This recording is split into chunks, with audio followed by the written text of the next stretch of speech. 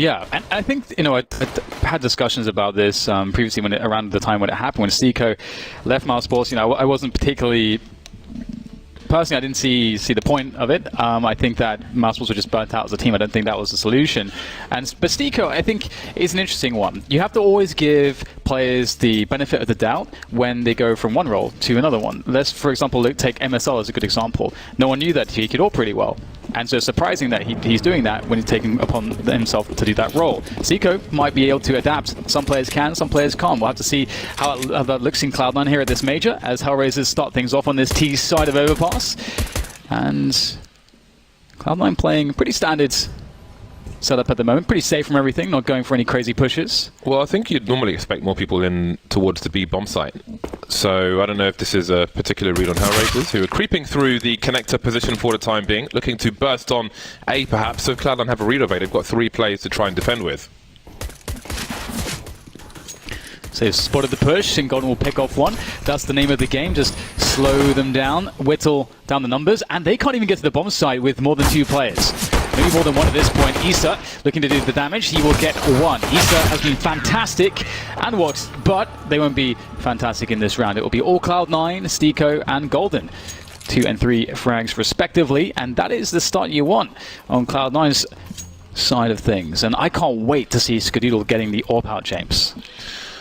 There's a lot of things I can't wait for in this game, mostly on the HellRaisers side, but of course we want to see a Cloud9 which can be a competitor in this tournament.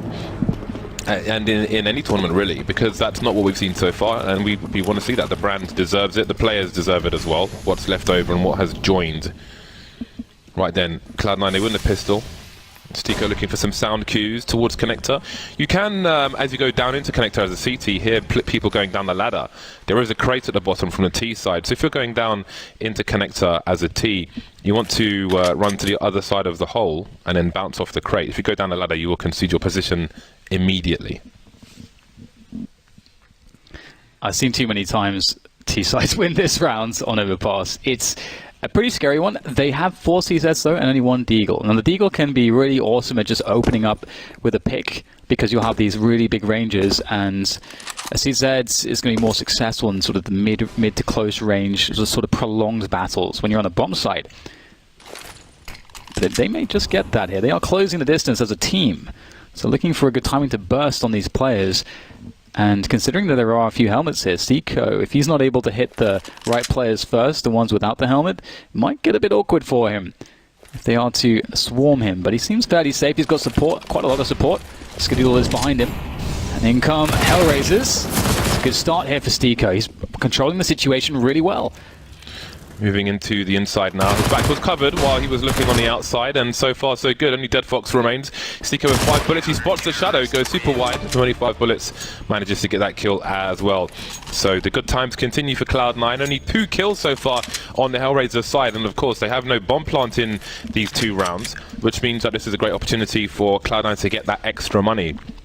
I'm sure there are statistics to drill in round 2 and 3 when the CTs win the pistol per map on how many frags the Ts get in those rounds if they don't plant the bomb, and the CTs go 3-0, and what kind of impact it has on the likelihood of them winning the rounds to come if they have a certain amount of money. The maths is way beyond me. But here we are, a Glock round from HellRaisers. Don't want to conceal the position of the bomb for the longest period of time, but again, I think really the goal it has to be to get 1 frag, maybe 2 frags, because that is $5,000 to $10,000 in damage to Cloud9.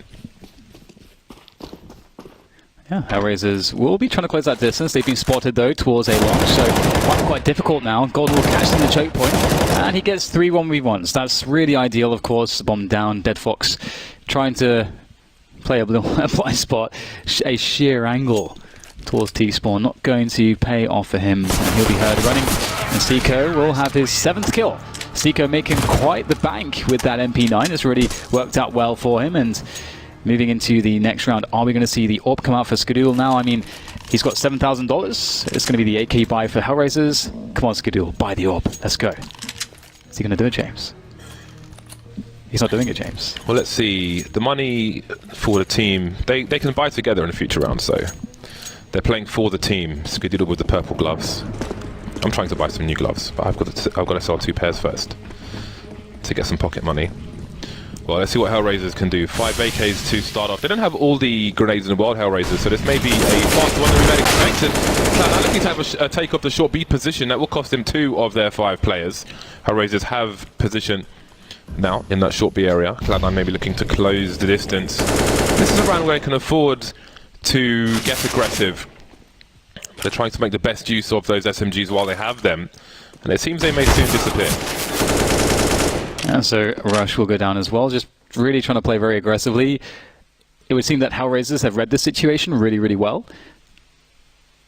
Cloud9, of course, in saving these SMGs, they are encouraged to try and get early kills, encouraged to try to get close-range engagements, and they look for both of those things. It has not, of course, turned out all that well for them, and HellRaisers are doing the very smart thing. You defend, you get the kills, and now you move as a team and just try to trade out. And Automatic, he's not even going to get a chance to get a shot off.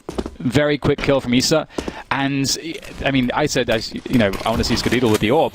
And you said there's lots of things I want to see on the HellRaisers side. And Issa has to be one of these highlights. Yesterday against FaZe, he was just phenomenal. Wait, nice shot from Golden. 1 versus 3 now. He's going for it. 46 HP. Doesn't have a kit. I don't know if there's one on the site. I would expect that there is.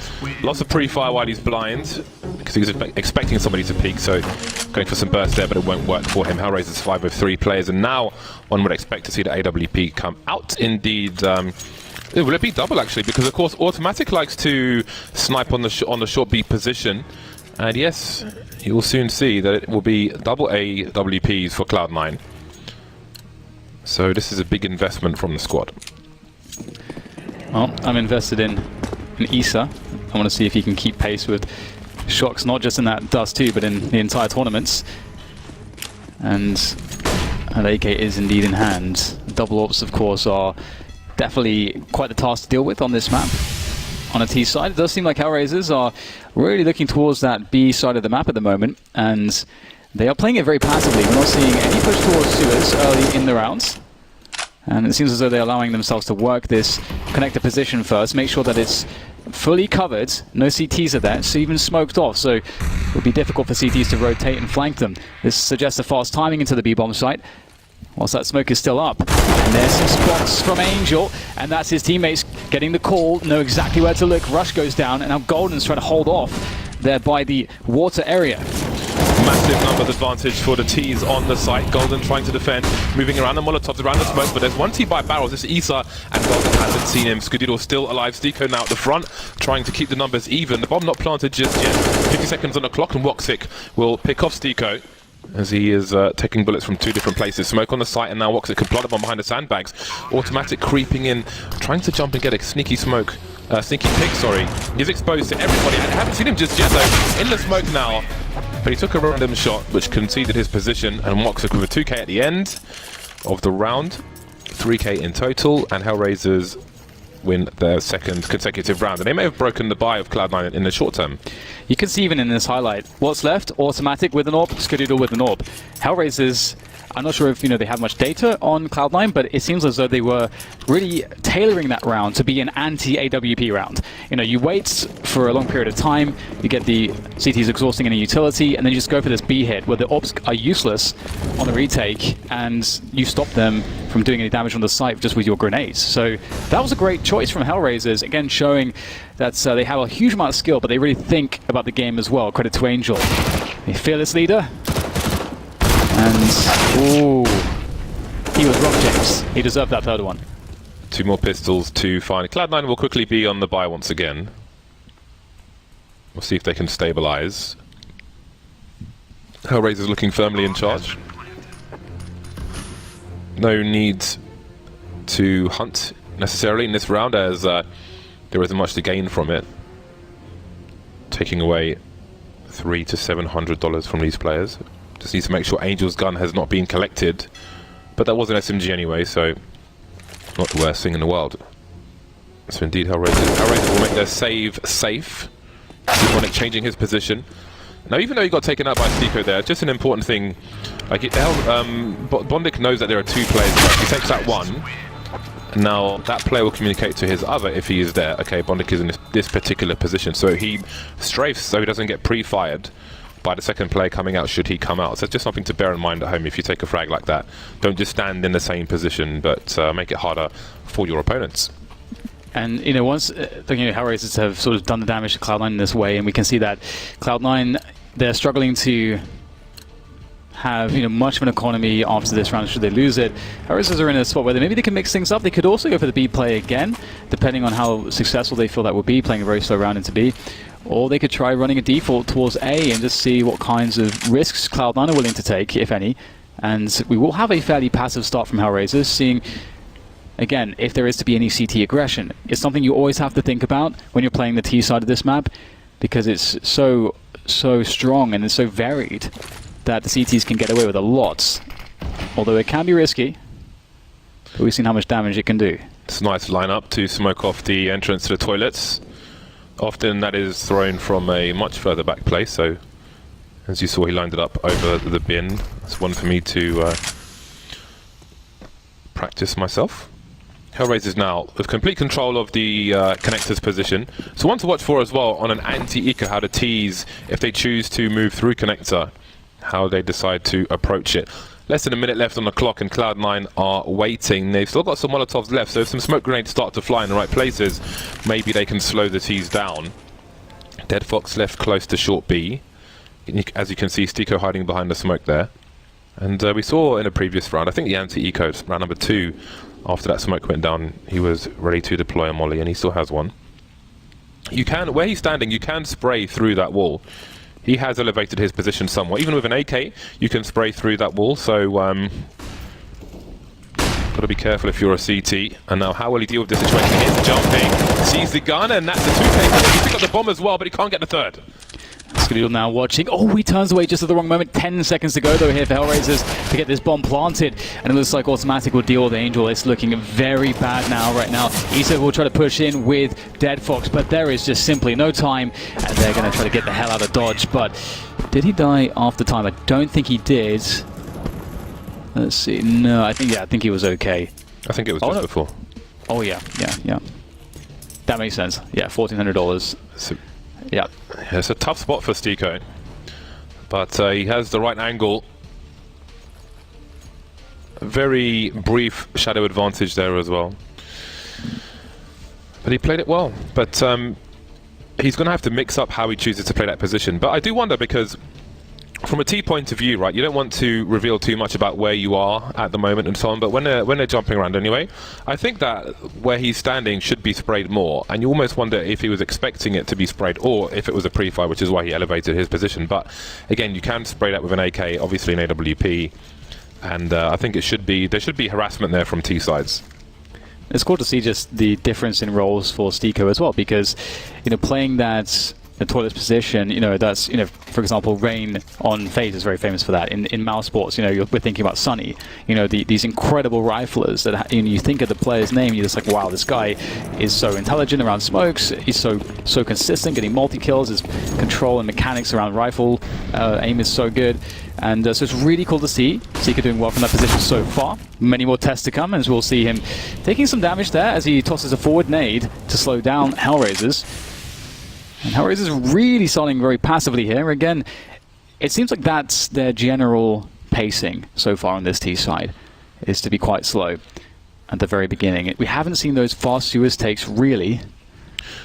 Yeah, this is one thing that has been an issue for HellRaisers in some of their matches, is that they don't always have an advantageous situation to capitalize on when the clock starts to run low, and then it's sometimes it turns into a big gamble.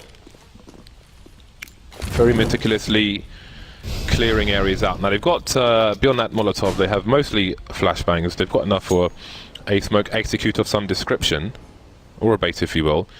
And Cloud9 just have to wait. Skadidal is on the 1 AWP, so you're not going to have Automatic holding his short B position.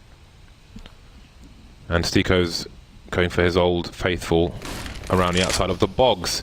HellRaisers now 40 seconds left, making a play into the B bomb site. Russians great at these positions, can't take down Dead Fox though. He is on one. 2 from Dead Fox, really opening up the bomb site. Bondik will clear out Golden as well, and that's a very, very strong take. Those entry frags came very easily for HellRaisers, and that is not the right timing for Cloud9. We can see their money. It really sucks. Losing rounds just after winning one is never going to be a fun time. Skadoodle and Stiko left alive, holding onto their weapons, can be a saving grace in the following round, but I think that Overpass is a map where you can work around that as the T side fairly effectively. Simply abusing the numbers game there, HellRaisers. Once they clear the site, it's pretty much the round. Stiko and Skadoodle have nothing more to do. So what are they going to do now? They're not in a position to buy. It's weird. You have an M4 and an AWP. Ideally, you want to hold on to that AWP for your next buy round with your team. But, I mean, do you put that... Oh, they're going to buy around it, actually.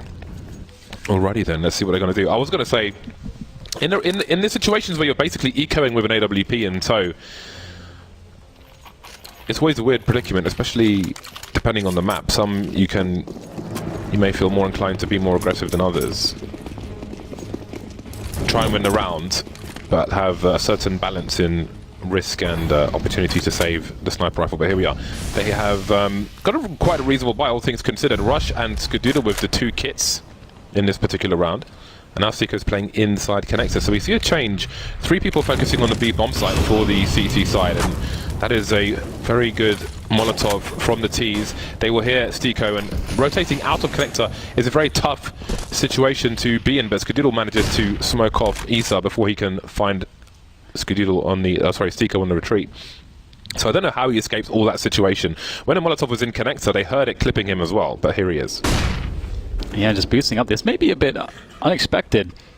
We used to see this a long time ago, but to see it off the back of a repositioning is indeed very unexpected. It will catch Angel off guard, and that's going to be him dead.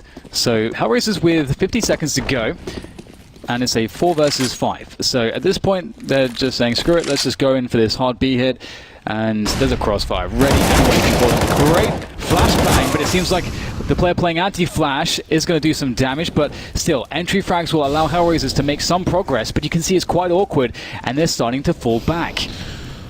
So Bondik's holding in one while they rotate to take the short B position. 2 of them are very, very tagged though, so they get one more frag out of it, but it costs them another player. Skadoodle with the AWP and Golden with the M4. This could be an easy one if Golden can find the right engagement first. Bondik with 23 HP. It's got to be Woxic to cover while Bondik plants the bomb. 13 seconds, and they're not planting in the smoke, but behind it. Smoke's almost a bait in that respect, in case there was a spray. Nothing doing. Now you wonder where the advantage starts to swing, especially with Skadoodle taken out. Where is Golden? They don't quite know just yet. Not sure if he made any footsteps, but I think he may have been spotted. They're trying to get a guaranteed 2 versus 1 here, HellRaisers. See the white peak for the play with health, but Woxic will be enough on his own for a 5-4 lead for HellRaisers. Very nice. That kill onto Skadoodle was an unexpected. You feel like Skadoodle could be the key for the retake there with the AWP, but dismantled by Bondik, and they had the crossfire here. You can see Automatic was playing anti-flash whilst his teammate was blinded, and he was expecting to get a lot more from that. Maybe if he had an M4 instead of an MP9, maybe there could have been a chance for more damage, but HellRaisers will be effectively shutting that force buy around the save guns down, and there's 2 rounds now, 1 in a row for them. Their money has an opportunity to build here, only against some stock pistols and a Deagle and a P250. So we saw an example from Bondik, as mentioned previously, how you get into connector quickly without running down the ladder, making the doof doof doof sound. And he's using the pixel gap as well. Now, I believe Bondik in previous days was saying that he's kind of been missing, or he felt like he's been unable to frag so far, but he got some really crucial frags in that round, especially with low HP, so it seems that today he is absolutely ready to play, and he will need to be. Still some very dangerous players on the likes of Cloud9. You see how he doesn't advance in connector, very smart stuff.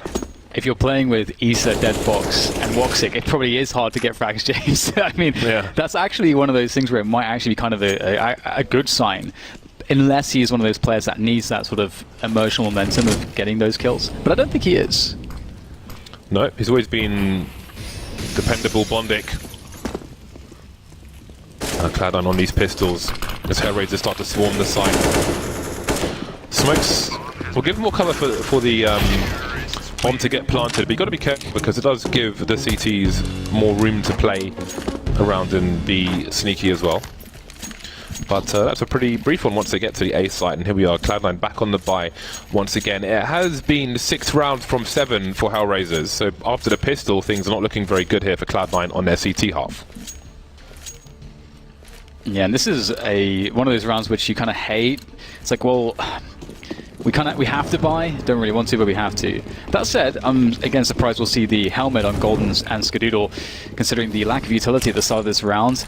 If HellRaisers were to play a slow round, which they've been doing often, this is a great round for it because Cloud9 don't have utility, and so the pressure can just burn every single grenade from the CTs. Oh, that's a nice boost coming in from Automatic, almost completely trashed though before he could get away from that boost position, but he will escape with 6 HP. But again, HellRaisers don't have to threat too much, have a massive utility advantage. If they put the pressure in the right places and start to burn that utility from the CTs and then run into an execute on the last moments of the round, that could be a great way to get an advantage, but we'll see how they decide to do it. So again, Stico not playing the exact same way each round, which is always important as a CT team. Have to change your configuration. Using the AK though, it's going to be very dangerous, but Stico's ready for it. Having a look, wondering if another player is there. The flashbang will force Bondic away, and he moves into a new position. Again, he is elevated, and he will have a short warning with the shadow. He sees Bondic going into the connector position. Maybe going to flank him, but Woxic is there. Woxic good for 2, but a bomb has been spotted. That is so huge. Stico was looking quite good. Did so much for his team, but the 3v3. Good chance here for HellRaisers. 30 seconds to go though, as battling continues. Automatic down to 6 HP, but he's able to steal a frag away as the trade comes in. The health is so low here for the remainder of HellRaisers. Rush absolutely on for this one, as the bomb is still to be planted. Should be any second now. We'll see Woxic punching in the digits on the truck as Rush repositions. There's only so much in the way of angles he can play with, and he's being spotted out for jumping off of the truck. That gives Rush a chance. He's going to take it. One more player to go here. 16 HP for deadfox. Starting to like Rush's chances to pull this one out of the bag as he pushes forward, looking for the player. Headshot angle from deadfox. Make it happen, but it went down to the last man. Tough situation for Rush. He sees the grenade trajectory, knows where the player roughly is, but he has to wait because he doesn't know if he's going to get peeked. Might be peeked while he's looking to the left or the right. Then after that, deadfox could be where he was, could be in the toilets and so on. So pretty rough spot, going wide to a number of different positions. deadfox manages to clutch at 16 HP. Not easy for him despite his position. 7-4 in favour of HellRaisers, and now we've got Cloud9 going down to a scout. So CZ's Automatic, I can only assume as a knife by his teammate because he's got 70 HP now. Not a great start in this round. All too common, the early knives. Fingers off the mouse. Yeah. So, another anti-eco round indeed, and HellRaisers have shown some good ones so far in Overpass. I like the previous one where they finished on the A-bomb sites, and you know, A-long can be a great choice. That's a reason why the scout here could be quite strong if Seeker's able to get a couple connections. Wow! What on earth was that? James, can you explain that? No, sorry. Can you please help me out here? Cannot compute.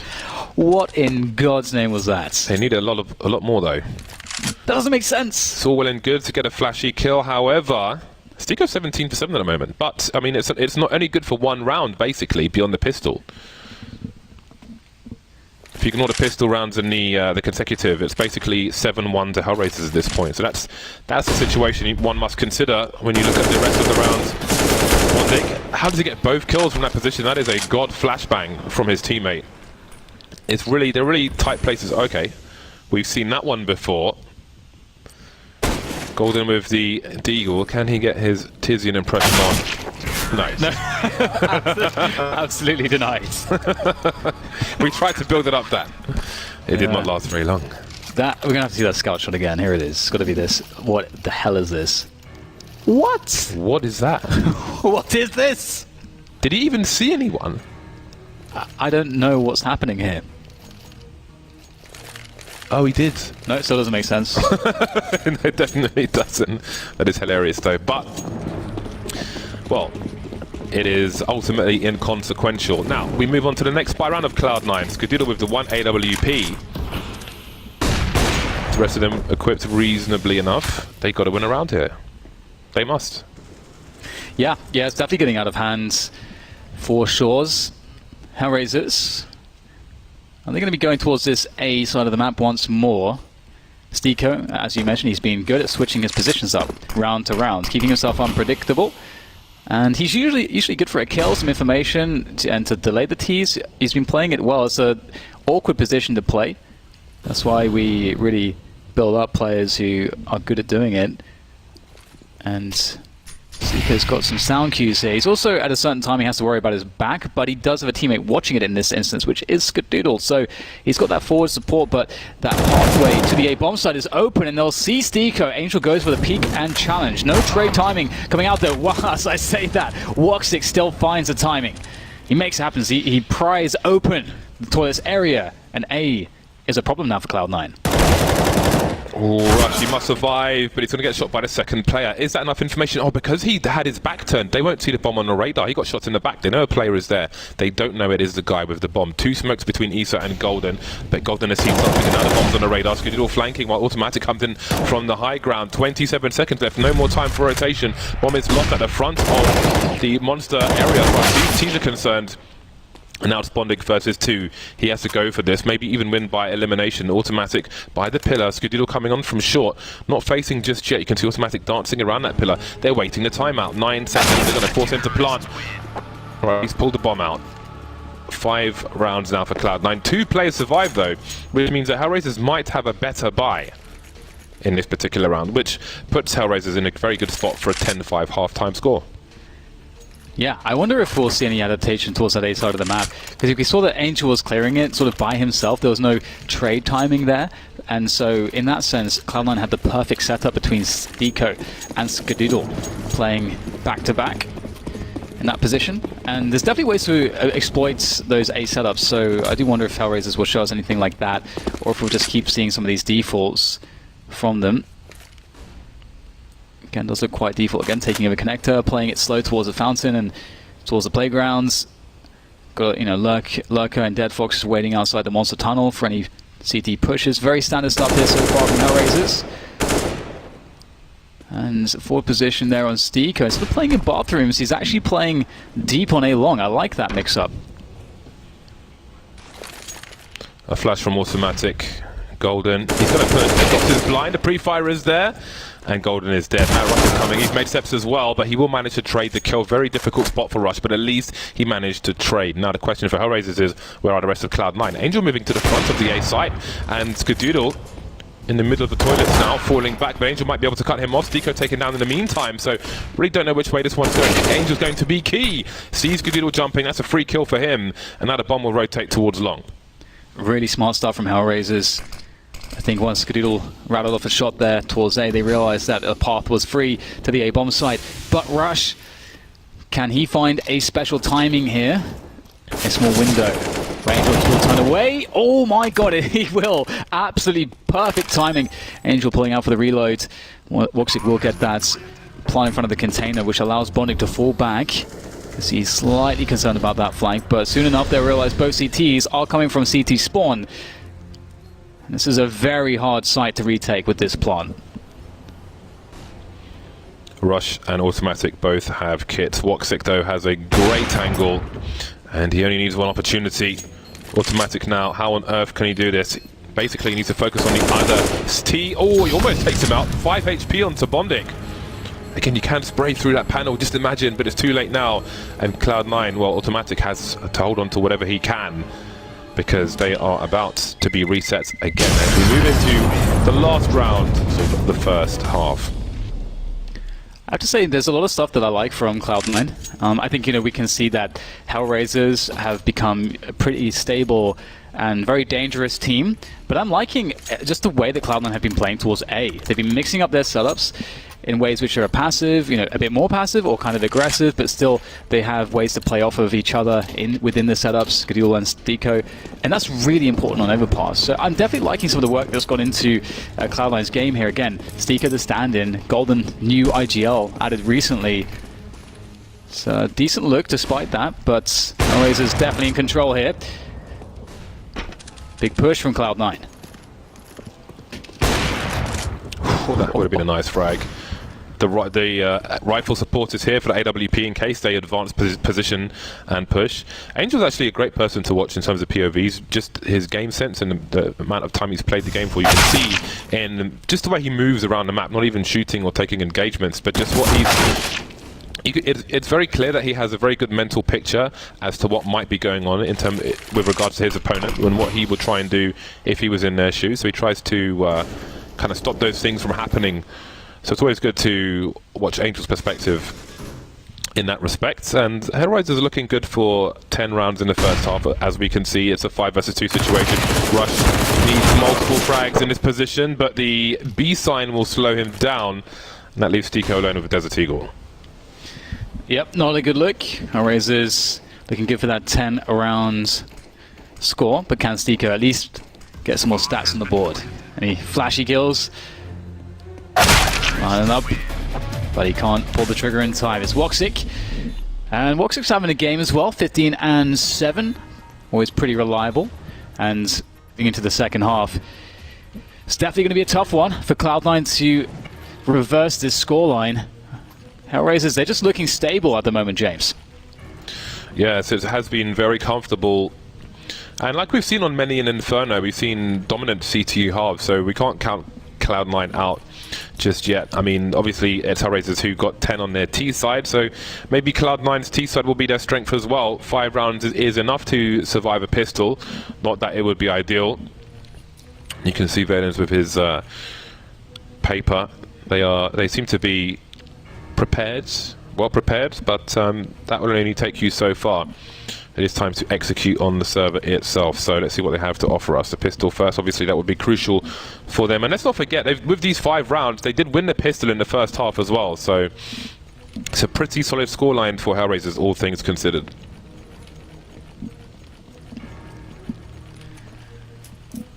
And we go back in.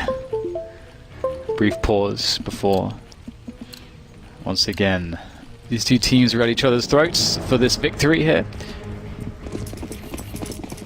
New Legends phase or stage at the FACEIT London Major, and HellRaisers start off in a flat way, it seems. Angel going for that aggression, shut down. Skadoodle has some attitude here on this second half. Woxic is in a horrible position. He's going to go down by the bench as well, and this is a torrent of Cloud9 players moving rapidly to this A site now.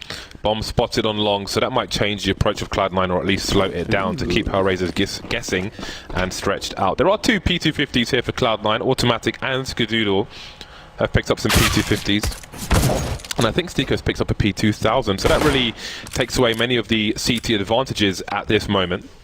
Of course, it is a 5-on-3 as well. Issa's been shot in the face. Nobody likes to take one in the face. Gamble stack from HellRaisers perhaps towards that B side. And, I mean, at this point, maybe you do just save because... I mean, Issa just got instantly tagged in the face, and once that happens, he's effectively useless in a pistol round against Glocks. So they're going to hold on to that kit, hold on to the Kevlars, the flashbang.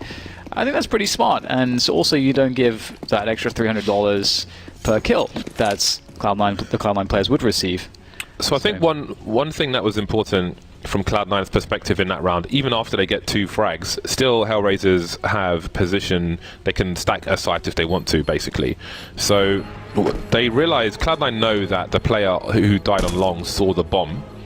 So you always have to bear that in mind. One thing to look for, especially in the buy rounds here, in any match of Counter-Strike, is that for the longest time the teams will try to hide the position of the bomb, because obviously that may reveal their intentions from the CT. So once they see the bomb in long, the question is, if they continue charging towards long, are the remaining 3 players going to stack the A bomb site? And a way to deal with that is to show presence towards the B bomb site or to slow things down, as you sometimes see in the late game. So the CTs are forced to stretch between sites, so you have an even greater numbers advantage wherever you choose to push. So again, not showing the bomb is very important in Counter-Strike, and that's something to keep an eye on in the buy rounds to come. So Cloud9 have now won both pistol rounds, which bodes well for the team, and I think they need it at this point. Oh yeah, no doubts. And a round like this is far from safe as well against HellRaisers. Just the individual skill is always a factor with these pistols, and if Angel gets a deagle kill here, that could really make things a bit awkward. And he gets the tag here on Rush. Can't find the headshot though. Woxic is the next man up, but no deagle for him, and he'll get taken out. And HellRaisers with a very, very light investment. Would you say this is a textbook anti-eco, the long position for the T's? Yeah, definitely. It's one of the safest options. Don't have to worry about flanks. Can trade your way to success very easily. You know what I found out today? What's that? If you buy a book in the UK, you don't pay tax. But if you buy an e-book on like a Kindle, you do pay tax. Who knew? Cloud9 charging onto the A site. Now there are 2 smokes, but of course they have a 5 versus 3, and let's see what HellRaisers choose to do. They don't have position any longer. Now, they could just try to run back into the site, but it is somewhat suicidal. The percentages are low. They can try to rotate and find exit frags elsewhere, but bearing in mind they have $4,000 of equipment at the moment, mainly the Kevlar, the defuse kit, the smoke grenade, and so on. And they can just save that for a next round. So I think this is one of the 2 more common options in this situation. Save or try and go for some exit frags elsewhere. Maybe on a different map. They may feel they have stronger positions to abuse with the likes of the CZ, say an Inferno or something. But on overpass, not the case on this particular round. And Cloud9 are well spread out across the left half of the map, if you will. And here we go. The truck will be exploderized, and Cloud9 are now 3 rounds behind their opponents. Right, one more round of pistols here for HellRaisers coming up, and perhaps more opportunities to get some damage in, to make things awkward for Cloud9.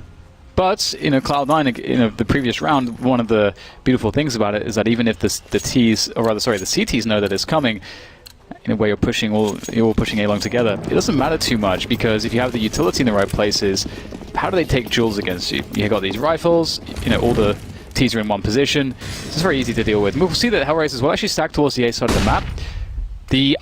One of the other very common anti-ecos is just rush B, and a lot of teams will just hit up a monster rush, because again you have this idea that all your backs are against the wall, you can all peek together, the utility can be maximized, and the pistol's positions are made very weak by that utility usage. And sometimes it becomes that mind game between the team that is ecoing and the team that is playing the anti-eco. Which anti-eco round will they run? So where do we stack? Where do we gamble? And teams will try to mind game each other, and that's one of the beautiful things about Counter-Strike. When you have in-game leaders trying to mind game one another, it becomes a game of poker, James. Lots of saving to be done. Now, we spoke about the CTs winning the pistol, and the T's not getting frags in the previous half, but this is a different situation where the T's have won the pistol and the CT's not getting frags. The problem with this is look at how much money Cloud9 have. If they plant the bomb next round but lose the next 2 rounds, they may have buys for say 3 rounds in a row, which means that HellRaisers, even if they win 1 round, like this round, they're at risk of being reset immediately.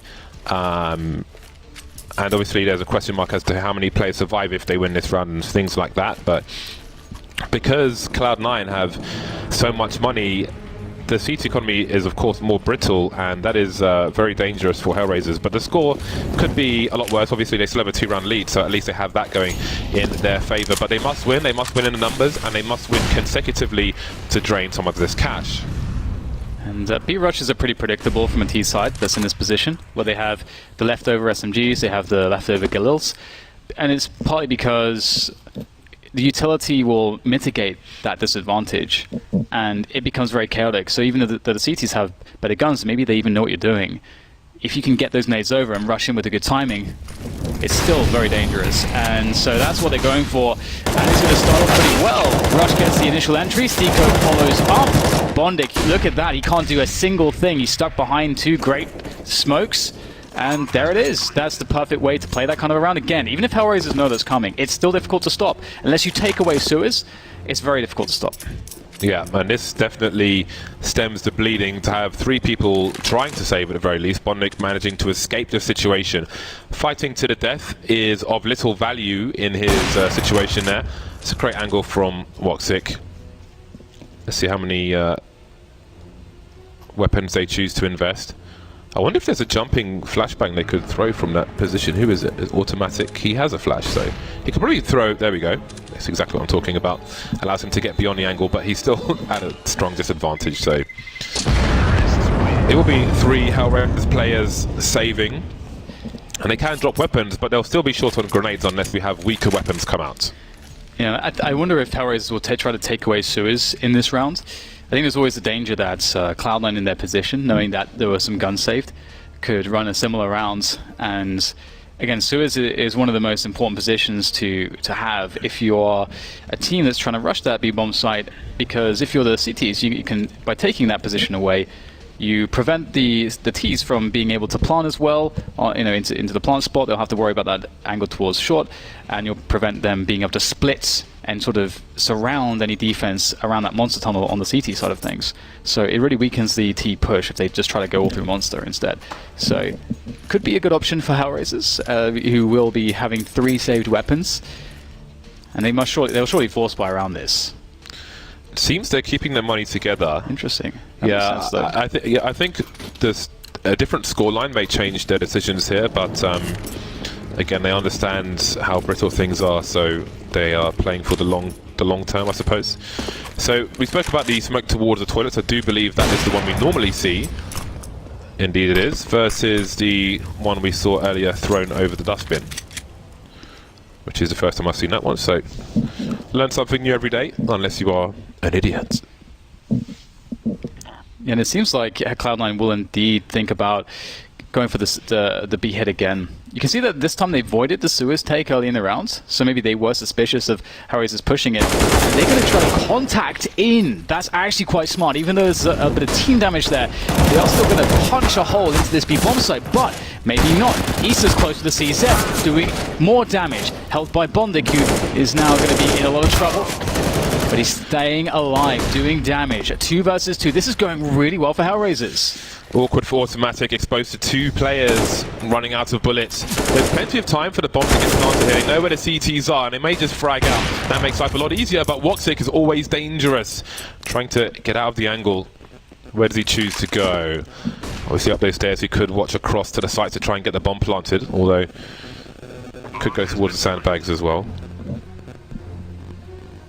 1v1 now. Bomb has been planted. Stiko versus Woxic. Where is Stiko? Oh, we spotted him. Oh, what?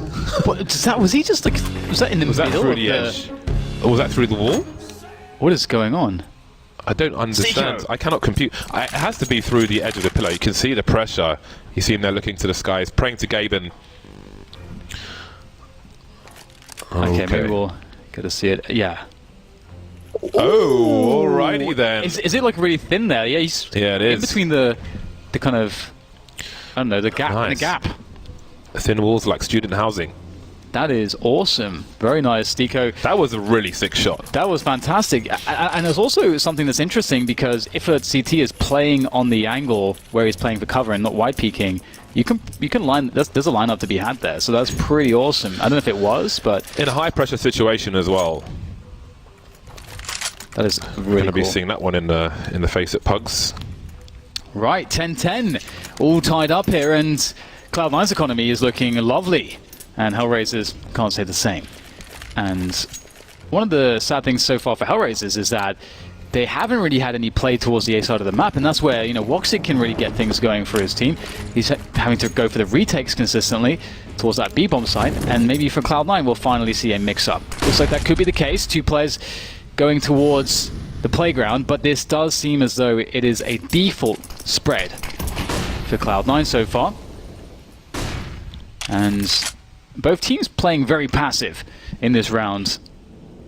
Automatic watching for any pushes in through Monster, which can happen if the CTs take Sewers. They can flash over. Speaking of which, there comes the take in from Cloud9. That is a very good way to start the round. Bondic manages to escape, Woxic with most of his health. And the CTs are forced back on the A site. Now, Skadoodle takes an angle, but if he was to get peeked, 2 would be closer. Will be Woxic, and Skadoodle takes him out as well. 3 players remain for HellRaisers as Cloud9 look to take the lead. Bomb collected by Golden. Dead Fox remaining on B, looking through Monster. Isa appears to be rotating towards the A site. We've got Russian Stiko behind the smoke, close along. And Bondic will be looking for them. he has to limit his exposure as well. Peek every now and then. The train passes on B, while Issa looks towards A. Grenade or two streaming in, counter grenades as well, and it's a 4-on-2 here on the A sites. Issa ready to try to anchor, but he has 4 dropping off the truck. That is not how you want to take an engagement, and deadfox left alone in the 1v3, but he can't do anything from where he is. So that is another round in the bag for Cloud9. And Cloud9 are playing really well so far. This is awesome to see. Stiko has 26 kills. He's 26 for 12. We raised loads of question marks about position, not the player, but more position. This is a new Cloud9, but he is delivering at the moment. He's doing the heavy lifting as Cloud9 move to the lead finally. Again, they won both pistol rounds, and they've won every round so far in this half. There were only 5 rounds, of course, that we have seen won by any CT team in this game. So it seems that the T-side will be dominant. But will it continue that way? It may do in the short term. HellRaisers could buy, but they will be light on utility.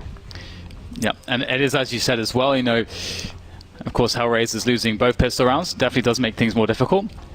But again, you know, the whole thing with Stiko is that people, you know, they sort of very much create an identity for a player based on the role that they may be playing, and they look at just the numbers that come out of that role. If you're always the guy that's on B rotating into A retakes versus the guy that plays aggressively and opens up 1-for-1 every round for a team, that's an enormous difference. You know, that's not nearly as hard to, you know, to accomplish frags in the latter there as it is the former, where you're rotating it. Yeah, essentially you get pigeonholed.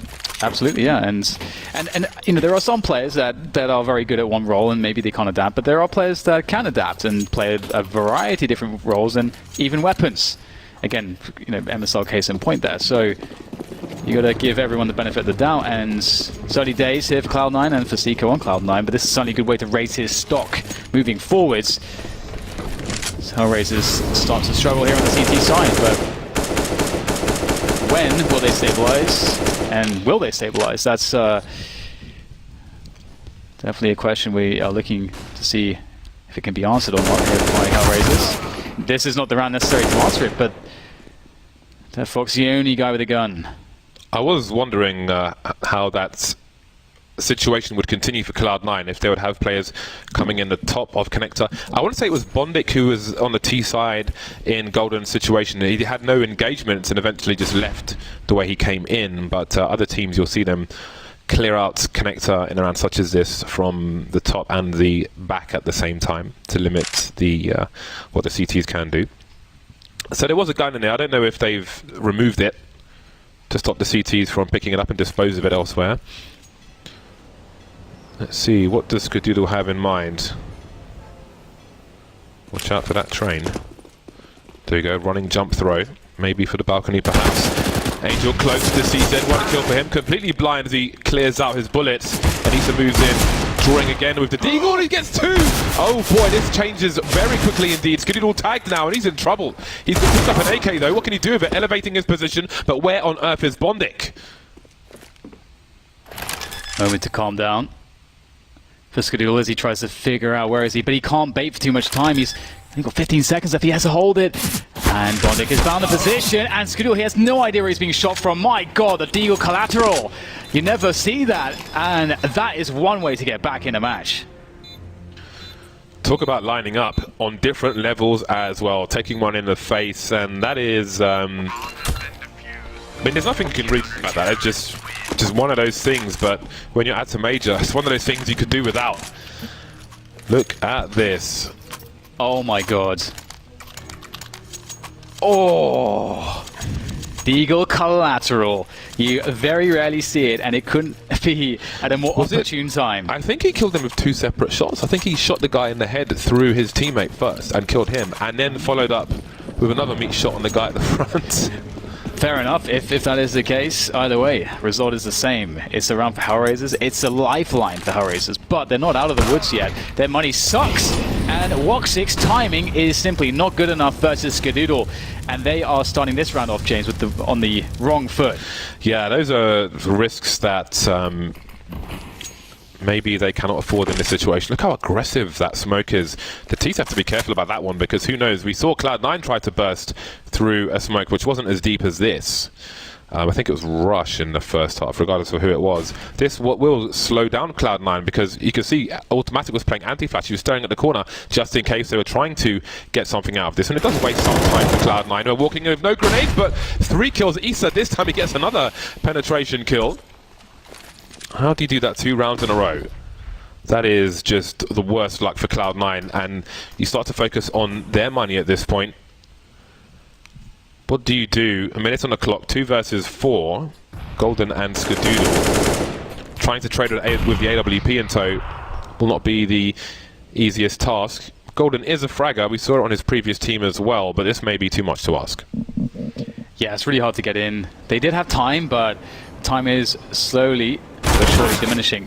And just a very strong angle from Deadfox there, very advantageous. Skadoodle can trade out, but there's 3 more where that came from. And he's got 25 seconds now, and will anyone else try to peek him? Do they dare? Do they dare to peek Skadoodle here? They don't have to. They have a player on the A sites, they've got 2 on the B-bomb side, and time is running out. And one thing that HellRaisers can't really afford is to lose more money. That said, I think Skadoodle has some running there, as it looks like Deadfox was trying to discover where he's gone, but he knows better than to continue to push.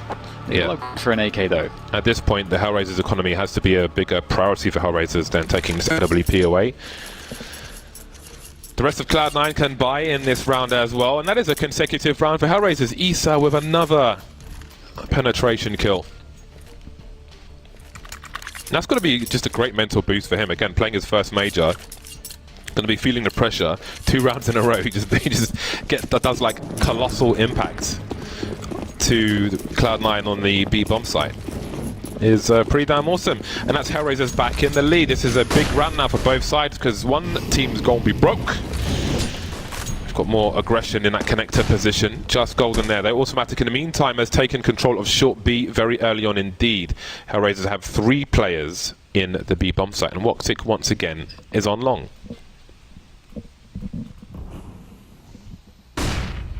Slow one here for both sides. As the default starts to play out for Cloud9, they start to gain some ground towards the toilet position, and HellRaisers slowly but surely fall back. And it's kind of the threats of the aggression which is really important as a CTs, so that you force the Ts to have to check every corner, to use all the pop flashes, and just make sure that utility is used as much as possible before they get to a bomb site, just so that their site attack is a bit weaker. And you can find some opportunities here. Maybe Woxic can find something. It does seem like Cloud9 have their eyes set on this A site, but they don't have any picks yet. And although most of the smokes are gone here, HellRaisers have a strong setup. There are some flashes here, and they'll surely need them. There they go. Over the top, perhaps, with the smokes. No flashes just yet. There it is. Will Woxic be able to get anything here? Angel completely blind, but Bondic is on the case. Not very many places he can go though. Fighting for the time, 23 seconds, and Woxic has a cross to the site. In the meantime, he's just buying time for the CTs to rotate. Very dangerous play. It must be respected, but Automatic with a nade in his hand. Stiko destroys another kill for Stiko, trying to do more, but Issa will take him out, leaving Skadoodle on 1 versus 2 with 10 seconds on the clock to plant the bomb. He's got to commit to this. He'll hear the footsteps of Issa, tries to stop him. He's got the slightest angle. Another penetration kill for Issa. Very crucial round for HellRaisers. AWP is there to be collected as well. I think there's like 3 penetration kills that round. Pretty interesting stuff. HellRaisers grinding it out, and it's one important quality if you want to be a top team is being in a position where you lose both pistol rounds, where things don't go your way, but you still find a way to have that quality and that consistency of temperament to just have that faith, just grind out the rounds no matter how hard they are. You don't lose faith, and we see that from HellRaisers in this match, and that's a good sign from a team that, you know, we're not sure exactly what they're made of just yet. We've seen some great signs, but this major is where they could either do a huge amount of damage and live up to that potential, or they could show us that there's still a lot more work to be done to round out their game. But to me, this is a great sign from HellRaisers, and Cloud9, got to give it to them as well. They've been playing really well in this overpass. Especially Stiko, who almost has double the kills of his nearest teammate. Stiko 28, Golden 15. Golden pretty close to the site now. Automatic keeping an eye on things outside B, just lurking passively while they focus on the A site. Skadoodle far back with the bomb. Having a look towards A as well. Ooh, Automatic. I feel like he was just seen by Issa, but he didn't see anything himself because he turned away. So they may realise he's a lurker just based on his position. Golden picking off Angel, probably wondering what was going on in A in the meantime, and Golden continues to frag. Wobbing taken out now, and they know where Woxic is towards the bank, but you have to look and you're dead. That's how it goes against Woxic. Skadoodle hasn't been seen with the bomb just yet. He's at the front of A, and oh, how did he get away with that, Woxic? Stiko trying to pre-fire now, but what does Skadoodle do? He's not moving at the moment. Woxic missing the shot. Stiko crosses through the smoke. 30 seconds, and Skadoodle's just been holding an angle this entire time. Now Automatic's at the front, but how will they deal with Issa? Walking into the man, Issa, such a good anchor on these bomb sites. That's the AK, with all of it pretty much. That is very surprising. 20 seconds to go, and there should be a plant now here for Cloud9 as Woxic keeps the pressure up, but there's not too much he can do from this position. He's got to be careful. Has to actually reload his AWP. That's a long reload too. Dead Fox now the one that is the front man with that M4, seeing if he can somehow work his way into position, create some space for Woxic to do some damage with the AWP as well. This is very difficult. Automatic with a great peek, and Woxic is toast. And that's an important round win for Cloud9. HellRaisers were starting to pick up some steam, but now they're in a lot of trouble. Their money did not get far enough. I really wonder if Automatic being spotted, I don't think it had an impact actually, but Golden, great impact in entry frag, sorry, on the A bomb site, and then Automatic the lurker towards B to close out the round for his team. And that is Cloud9 one round behind. We have a tactical timeout from HellRaisers, their last of this game, as the money is all over the shop. Issa's got 6k, well you can see the money in front of you.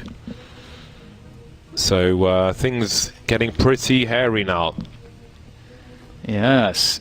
And it's interesting, if we just take the HellRaisers point of view for a second, I think in their previous game, there was no real deserving loser. I think both teams deserved to win.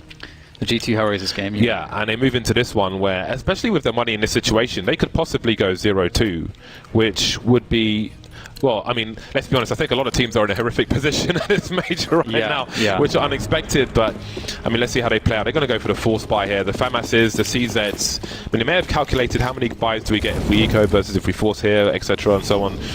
So they're going for it. Woxic on the AWP. He's still toward that long position, but will they get aggressive somewhere to make up for their shortcomings?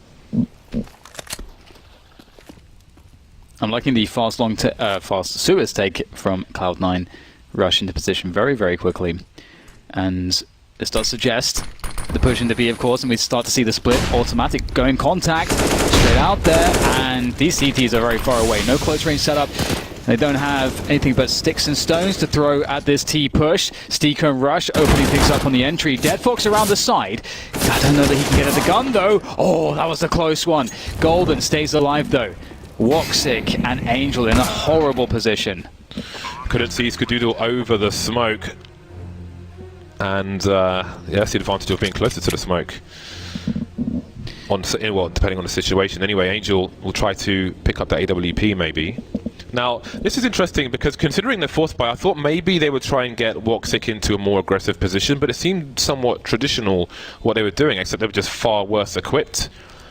He's been playing long pretty much every round on this CT half, Woxic, with AWP, so I thought maybe put him in a battle situation to try and, with some support, to try and make up for the issues they have, and Angel won't be able to save that AWP. I think he was waiting for the T's to rotate out so he could safely get it because he was exposed on the balcony, but no, they'll take nothing from that round, HellRaisers, and now it is Eco Town for them. You haven't had an overtime today, James, just saying. Because this game could deliver something like that, because HellRaisers will get $2,400 in addition to what they have now from this round, and that will make things very tight when they can buy, because it'll be 14-13 effectively, unless something goes really wrong here for Cloud9. And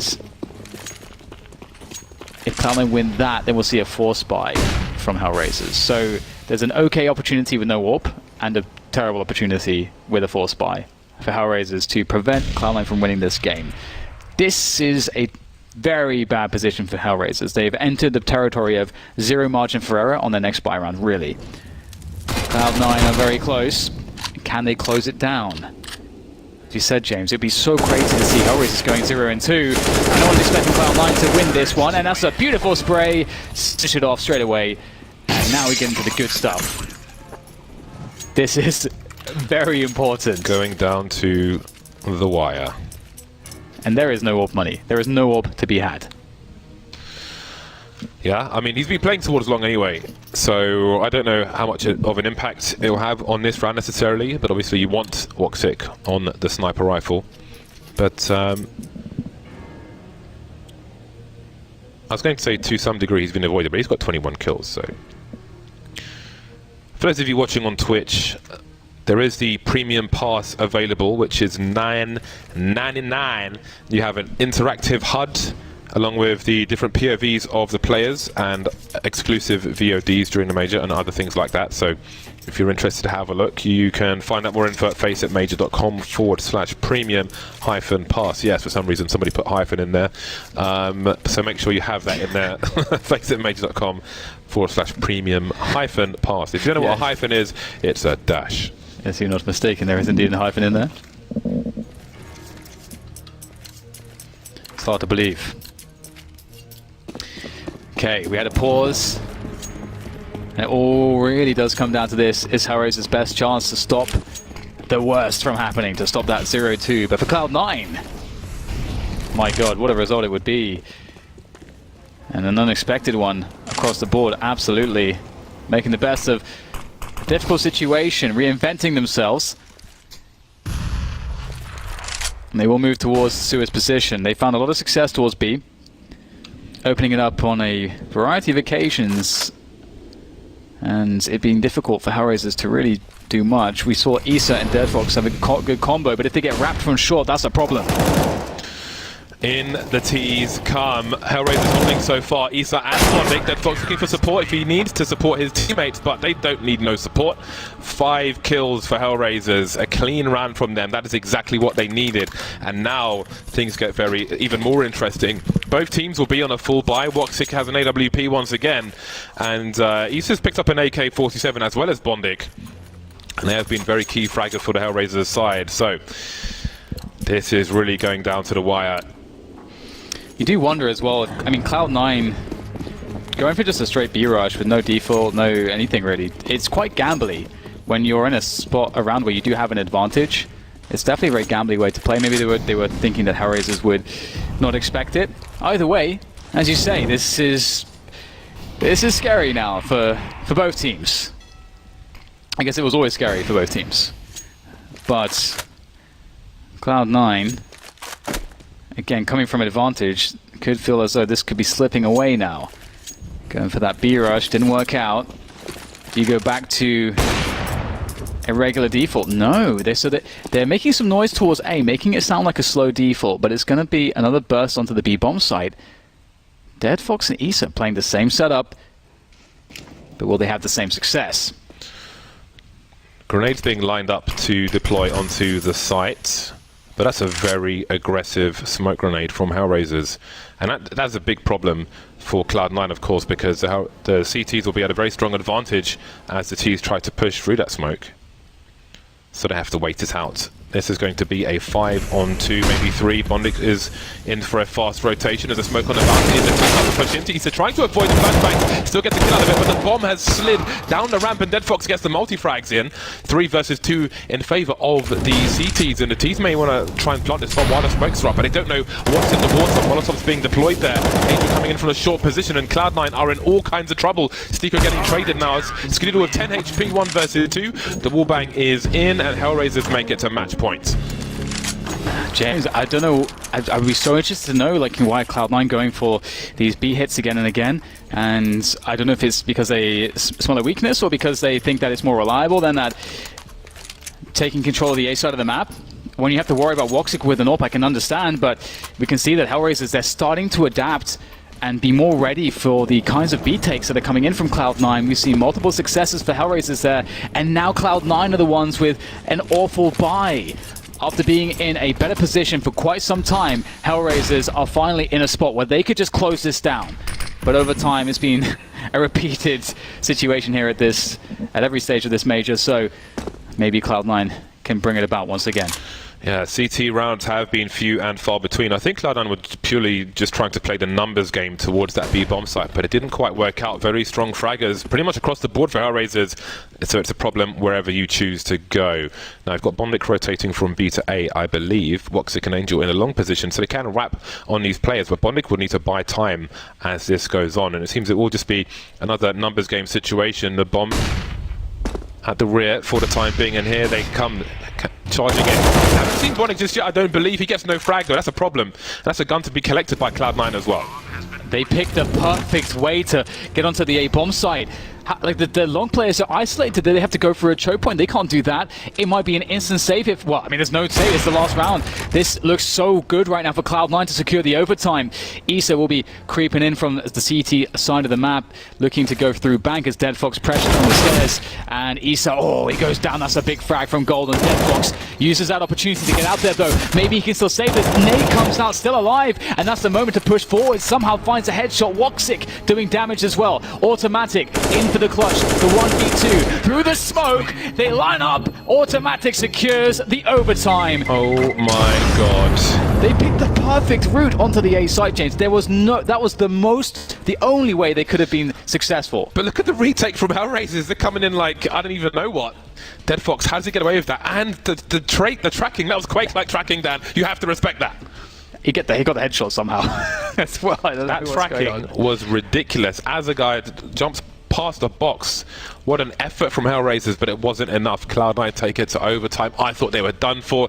I thought they were a ham hanging on a hook being smoked by a butcher, but no, here they are. The crazy thing is that you know, it can look really bad for HellRaisers. You can say, oh, you know, why didn't they have anyone, you know, able to spot for that? Because HellRaisers knew the buy would suck for Cloud9. HellRaisers took a gamble insofar as, okay, there's this one weakness, there's this one chink in the armor, but you know, we're just gambling that they don't go for that. And they were unfortunate. Cloud9 just had the right read, and they found that hole. And those T-sets, man, they hit you fast. 26 overtimes and counting. Is it really 26? 26. My god. They made an overlay for it. It's that many. They made an overlay. That's awesome. It should be an overlay. Woxic likes balloons. Skadoodle won't get popped down to 21 HP. And it's a fast, long play from Cloud9, but what will they do afterwards? Is this a charge to the site?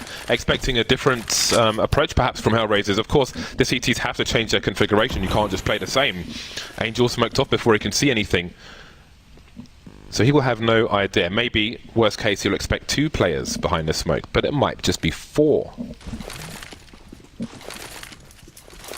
Smash is coming in, looking to go for the burst through. Bondik, strong start there. It doesn't seem to be much doing through this choke point. It is absolute death and destruction here for Cloud9. It's such a struggle, but Automatic is looking to make that struggle somewhat better. And he does do some damage, create some distraction. Wow. That is fantastic. Picks up another one. That's a 3v3, but the bomb is on the site, James, and it's smoked off. They have 45 seconds. They've got 2 flashes. They have a smoke if it's of any use, and that's not going to help either. They can flash to that position, so as you can see, they're trying to isolate some of the CT players, either force them back or force them to be in vulnerable positions. But the CTs have the superior angles. These flashes have got to come in. You can see all the jiggle peeking from both sides, looking for the war entries with the AK-47s, but Golden is in a dissipating smoke, and that does not favour him. Automatic on the site now, 20 seconds. Skadoodle to hit MVP again. How does he trade for his teammate? It's really awkward, but the transfer is ridiculous. Now it's time to get the bomb down. They know where deadfox is. Oh my god, the frags from Automatic in this one round. Looking for an ace, is he? But first he's got to plant the bomb. deadfox going wide, and they're not committing to it. They've got a frag. He's just hiding now. 3 seconds. He's charging. He's got 2 HP. He has the frag. Automatic. What a ridiculous. Oh no, he hasn't. The time ran out. What the hell is that? Automatic. Oh my god, that is the most bittersweet ace you could ever ask for. Oh man. What a desperate position Cloud9 were in. I can't believe that. Automatic found a way to actually just punch his way through this situation, but then... Oh... This even says 1 on the clock still. That is just cheeky. bittersweet for Automatic. But that's got to pump Cloud9 up, though, in one way. They were in a horrible spot. They shouldn't have been able to win the round. They almost found a way to do it. Man, they are scrapping with the best of them right now. Very scrappy game at this point. And Cloud9 probably don't feel as though they can go to some of those B rounds as much. They were really hammering them at the last end of that T half, and my god, they're going towards A and they're getting wrecked. Losing 2 players at the start of the rounds, Golden is forced to make a really fast play towards the A site now. He's absolutely forced to do this, especially seeing the setup on the long position. He will not expect a player on the site, surely. A third player, there he is, Bondic. Good timing, and now what are you left with? Worst case, it's got to be a 2 versus 2 on the B bomb site. Just go for it.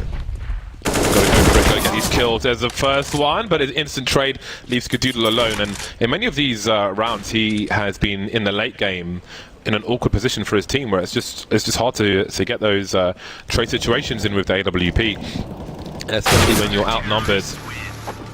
And that is a second round. That's 2 for 2 from HellRaisers. Automatic doesn't deserve that, man. He's like the nicest guy. He's the kind of guy I walk up to you and be like, I appreciate you. I think he literally said that to me once. He just walked up to me and said, James, I appreciate you. I'm like, thanks, man. That's really cool. So, I can barely believe this game at this point. I felt like Cloud9 are just in it, but then if you look at the scoreboard, it's like, it's the HellRaisers 2 rounds ahead. We'll see a Suez take coming in from Cloud9. By no means does it mean that they will end up going for that B play. Can threaten it. There's a lot of reason here that HellRaisers have to fear the B plays. Issa, though, on the AWP. Wow, Crush goes in for one. Issa with the AWP. You don't really expect him to have it at this point. And he'll be taken down very quickly. Automatic back on one, but it's up to Bondic. Said he wasn't having the best time of it, but he is having a fantastic round. Absolutely phenomenal there from Bondic to end things on the first half. 3 rounds for HellRaisers, some of them by the slimmest of margins, but they make it happen. And now they are positioned incredibly well into the second half of this overtime. Holy potatoes. Bondic, what on earth are you doing? He sees the tracers, easy punish for him. He's all over the place today. He's ready for the ting. He is ready. Stiko's cooled down. He was on 28 frags for the longest time, and now he's on 32. So, but his other teammates have been catching up to him. But now they have a lot to do. HellRaisers with 3 match points as they move into the T side. Again, it has been T dominant as well for the most part, this game of Overpass. So this is not a good look for Cloud9. In normal time, they only got 5 rounds on their CT side.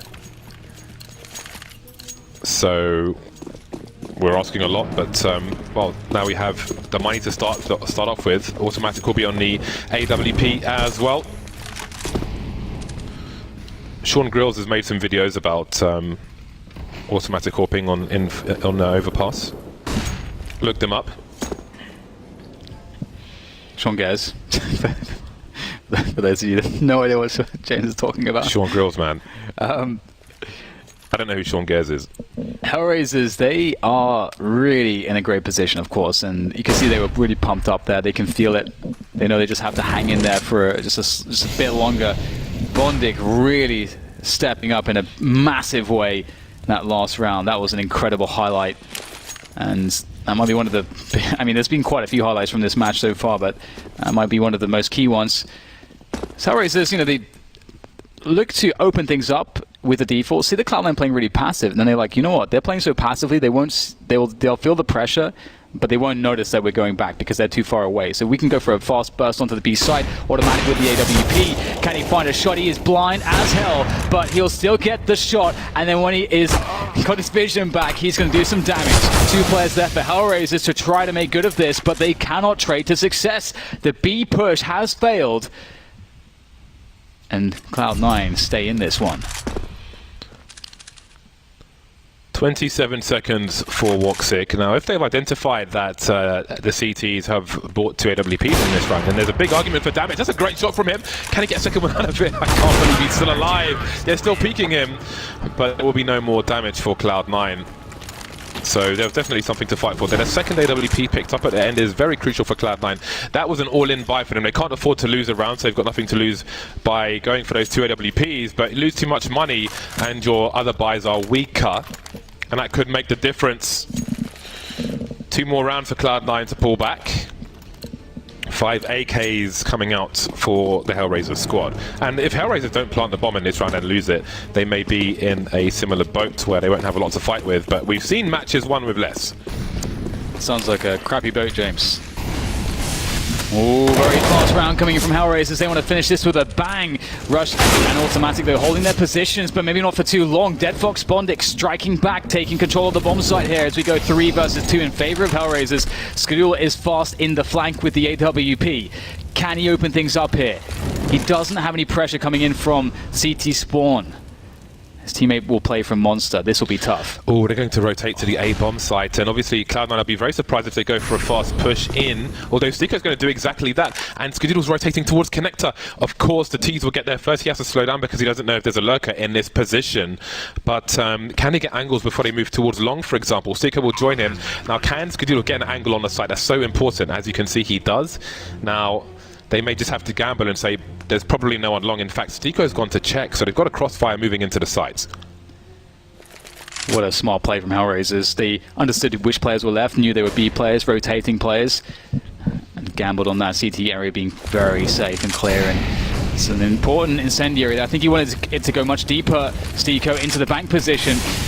And that bomb is exposed here. They're going to go all the way deep into the bomb site. Skadoodle gets himself one, but he's alone. And HellRaisers make it happen. They will take it in overtime. What a grind. You have to give it to both teams. This was very competitive, and I don't think many people expected that. Yeah, especially after the first half and not that many rounds. Just 5 rounds for Cloud9, but again, it's not an indication of their team half, which was a lot better, and they did manage to take it over to overtime. But it's